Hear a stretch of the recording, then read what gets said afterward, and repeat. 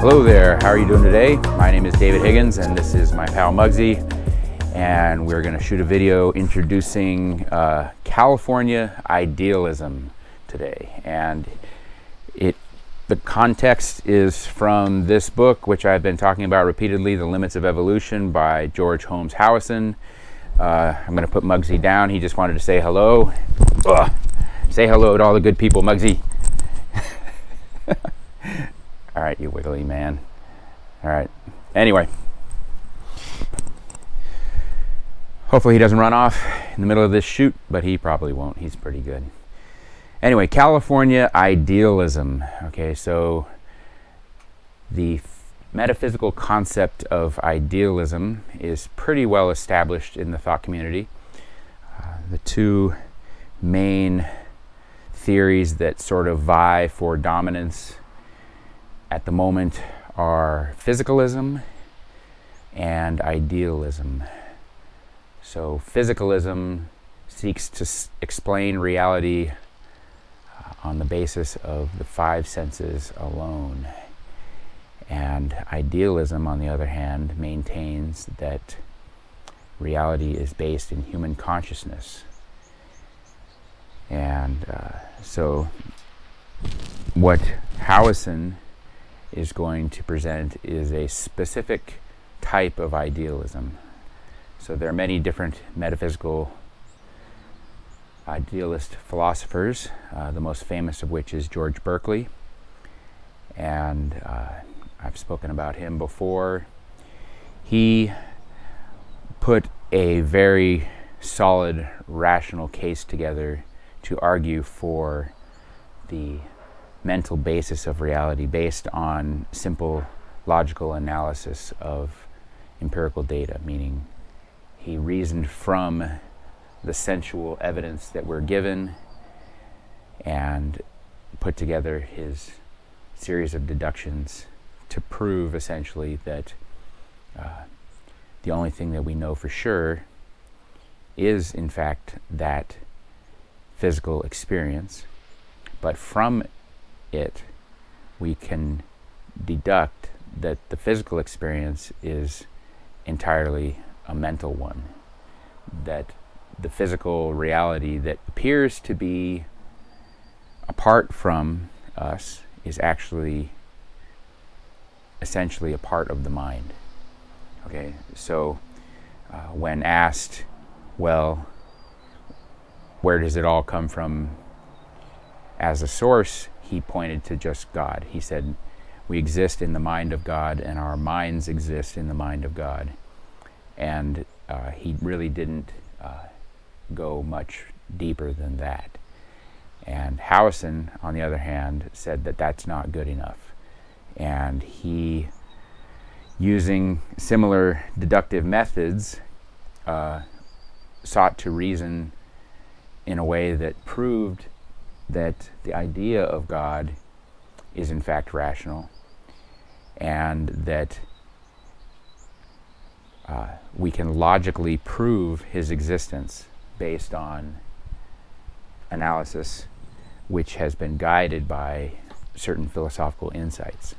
Okay, so his method is primarily to take a philosophical principle such as freedom and assume that it's true, and then compare that to our empirical experience, phenomena that we can confirm around us, certain external facts, and see if freedom will align with the facts, and therefore the facts will establish the truth of the idea of freedom. Okay, so it's a different way to think rather than just through pure empiricism. Okay, so physical science tries to strictly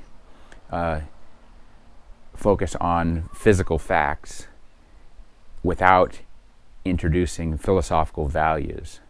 Okay, so it's a different method of reasoning, but through it, Howison presents a very strong case for not only idealism, but his particular brand of idealism, which he called pluralistic personal idealism, and it got the nickname of California Idealism because Howison was based in California at the time that he was putting these thoughts together. Okay, so he starts out really just assuming that everybody's on board with the notion of idealism. He doesn't really prove it the way that Berkeley does, and he just assumes our stepping off point is that, okay, mind is reality.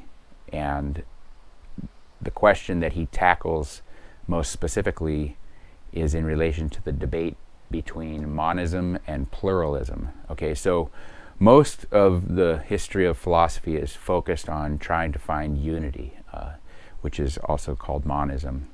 We're looking for a single source of reality, a single point of origin, a single focus of meaning. And both physicalist philosophers and idealistic philosophers both look for this monism typically. But Howison breaks from the pack and says, no, well, yes, reality is based in the mind, but it's not a single mind, it's many minds. Okay, so he's validating our individuality while validating the mental basis of reality. And he calls it personal idealism because it's not just that we have an individual consciousness, but that individual consciousness has a unique and solid identity as a personality, and that the multiple personalities or the multiple minds that form all of human society basically participate in the creation of our shared reality. And through the same sort of analysis and argumentation, he argues that God has personality, and God's personality is based in our acknowledgement of the ideal personality. So he starts out in the preface to draw distinctions between himself and other idealist philosophers. He first mentions William James, who put the phrase multiverse into our shared vernacular. He invented the concept of multiple universes, that we each inhabit our own universe. And Howison didn't like that idea because it basically descended into sort of an individualistic chaos. And, you know, he argued that there is an underlying unity, that the many minds form one grand universe. And so he agrees with Swedenborg on that account. So he first separates himself from the multiverse idea and the chaos of sort of an anarchic individuality that William James was talking about. And then he distances himself from Berkeley by saying that, you know, we can't just stop with an empirical validation of idealism and just sort of a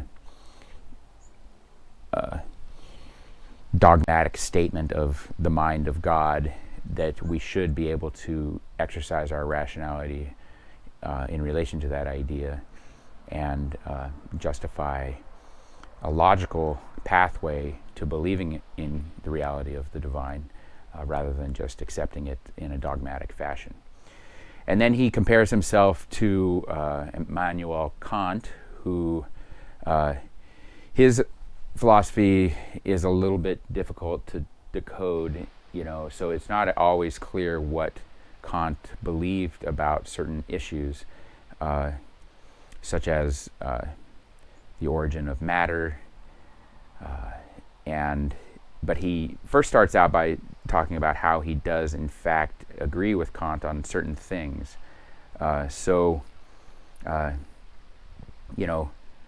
Kant argued for the a priori equipment of the human soul, meaning that things that are sort of innate, foundational components of who we are in the most fundamental sense, and that these things include the ability to order our environment, to establish meaning and context. Okay, so these things happen automatically, and so Kant basically establishes the fact that human beings are fundamentally rational beings, and Howison agrees with him on this point. Let's see if I can backtrack a little bit here on Kant. I'm looking at my notes. I'm probably going to have to edit out some of this stuff. So in establishing our fundamental abilities to establish order within our own consciousness, he basically removes the center of consciousness from the divine and disperses it to the many minds of each of us. And in that, he gives each individual consciousness responsibility for establishing basic things like time and space and cause and meaning, and that these are all products of our own individual self-active consciousness. Okay, so now there's some key words there. It has to be a self-defined, self-aware consciousness that acknowledges its participation in the creation of these things. It really draws a distinction between reality and a certain higher sense of reality, which Howison, Kant, and Swedenborg all share. We have, the lower natural sensual level of reality, which most people sort of just equate with, protons and neutrons and planets in the sun and these sorts of things, and animals. And we're born into that world. Basically our consciousness first takes awareness within that reality, but not really knowing what the basis of that reality is, what the fundamental nature of it is. And then gradually, as the individual's consciousness develops, we give order and form to the phenomena we are perceiving around us, thereby essentially creating the world around us because we're defining it. If the thing doesn't have meaning or sense or place or a time context, a context in sequence with other phenomena, it really remains completely undefined, and so it is essentially unreal. And a thing becomes real once it receives full definition. Okay, so our consciousness is not real as long as we subside on the animal level. But when we elevate our rationality and factor in meaning and context and order, we're said to basically create our own universe, which is a mental one. So when we then try to look at the whole process, we say, okay, so, well, what is the starting point? What is this matter? What are these initial physical experiences? Where do those things come from? And Kant apparently had two different ways to talk about it, that maybe we just had to accept matter as given, or produced by some other agency such as God, or that it's simply like just simple dead facts that we never can get behind, and we just have to accept them and start reasoning from that point.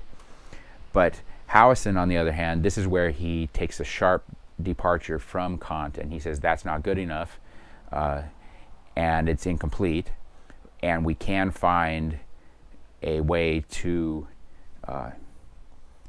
say what is the cause of phenomena, what is the cause of the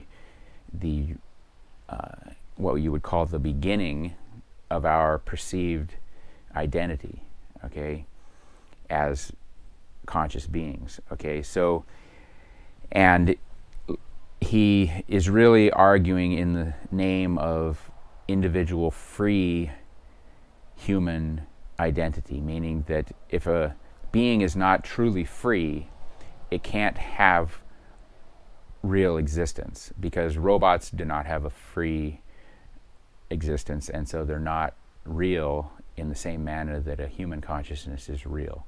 And a puppet obviously has no independence, and therefore no freedom and no true personality. It's all contrived, like a ventriloquist dummy. You know, if the hand of God is speaking through us, then we can't be said to be, you know, free and independent and truly existing beings. Okay, so he spends a lot of time talking about self-definition as the essence of our being, that we, in looking at ourselves and looking what's around us and noting the differences, we establish our own personal identity. You say, well, I see myself and I compare myself to this other individual, and I say, okay, this was what makes me unique, and I embrace that difference, and I embrace the difference of the other, and we therefore essentially validate one another in reality. And this goes on, you know, to extend to every other free-thinking mind that we find ourselves in contact with. And it reaches also towards the idea of the ideal. So in establishing our own identity, we're actually really just looking at our faults and identifying with the faults and our limitations. So we say, okay, well, I'm, you know, only so smart or only so strong, or, you know, whatever my gifts are, and they're limited. But then I can imagine the unlimited human consciousness, and I can say, I don't know if you hear Josie, that's my donkey. We can say, okay, the ideal human personality is an unlimited version of all of the perfect qualities that we might perceive within a human being. And in acknowledging my own identity, I'm acknowledging that I'm not infinite, I'm not God, but in that acknowledgement I examine the whole concept and realize, well, the ideal does in fact exist. And I may not be able to perceive the all in all of it, but when I say compare my idea of the ideal to that same idea that's held by my neighbor, and we add them both together, and when we add up all of the ideal concepts into one grand idea, that is essentially how God exists in the collective mind. And when we talk about omnipotence and omniscience, saying that, you know, God has all power and all knowledge, we can see how he could hold those things without becoming a puppet master. So when I acknowledge the divine and the ideal, you know, conduct of a human being, and I'll choose freely to embrace that ideal as the ideal and use that vision to guide my choices, that is the way in which the ideal can basically lead and cause everything without being the efficient cause of things. So he draws a very sharp distinction between two different categories of causation. Okay, so if you say, well, the divine caused reality, there's different ways in which cause can be understood. So something you can cause something directly with, like I can cause this book to be torn in two. by my, deliberate, direct contact with the situation. Or I could, inspire somebody else to do it. And I could, convince them that, the ideal would be for that book to be torn in two. And if they align with my,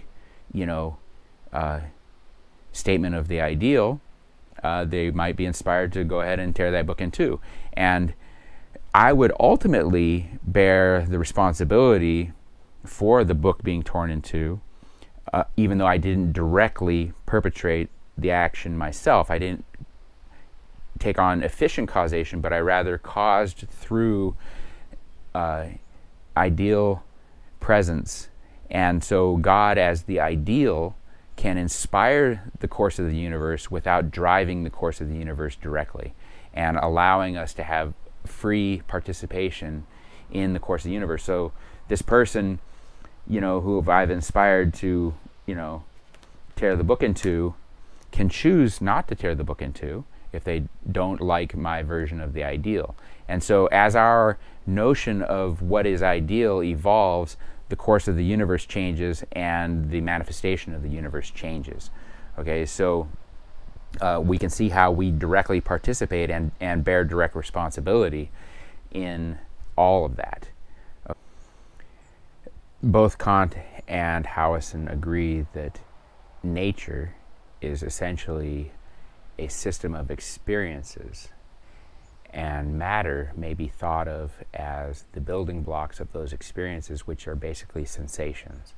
Okay, so he's giving a definition to matter that's not like about particles, but it's about what are the basic building blocks of our experience of the external, apparently external reality. Okay, so nature is the system of experiences, the whole grand shebang of our experiences, and matter are the basic building blocks of that whole grand universe. So matter, philosophically speaking, is essentially the sensations themselves. Okay, and what gives those sensations form, which is time, space, cause, meaning, all these things are products of the mind, self-active consciousness. Okay, so the key is that it's a conscious experience. If we're going to truly understand the nature of time and space, we need to participate in a very careful analysis of the the essential nature of cause, the nature of time. Okay, so time is basically a experience of sequence, and the sequencing is done by the mind, either passively or directly, unconsciously. Okay, so as we mature rationally, we can place ourselves in time, whereas a child does not really have much of a concept of time at all. Okay, so this turning our experience into something that we're directly responsible for on a qualitative level is what essentially causes the experiences to become real. Okay, so Howison and Swedenborg draw a very careful definition of the word reality. Okay, so a thing is either real or it's an illusion based on our level of understanding. Okay, so phenomena gains the definition of reality, meaning it becomes a real phenomena when it's properly understood. And prior to that, it's just something of an illusion because it doesn't have rational meaning. Okay, so when Swedenborg and Howison are talking about reality, we need to be aware that there are various definitions of reality. There's, the one that, say an animal experiences without rationality, and it's a very limited type of reality, and that's the one that we're born into. But the part of us that then eventually becomes real is the rational mind, and the rational character that actually is above and beyond space-time, and it's eternal. And our establishment in reality is what's the biggest question. Okay, so no, we're not talking about the limited time and space reality. We're talking about the universal, eternal reality, which is essentially rational. And if we hope to enter into that level of reality, we need to become rational ourselves.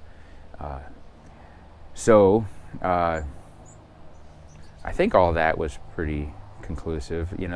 That all came from the preface of this book, and Howison essentially, in a dogmatic fashion, just point blank states what is California idealism. And the series of essays that follow all look at California idealism from various vantage points in relation to different philosophical concepts and other social realities like art. And so that was a quick synopsis of the preface of that book, and you can find it on Google Play as an ebook, or you can find it on used book search engines such as Bookfinder. Okay, so that's the video for today, and next I'll be tackling the first essay of the book, where Howison discusses the philosophy of evolution and how it can be properly processed into our rational understanding of our experiences. Okay, so anyway, I hope that was useful, and I look forward to seeing you again sometime. Have a great day.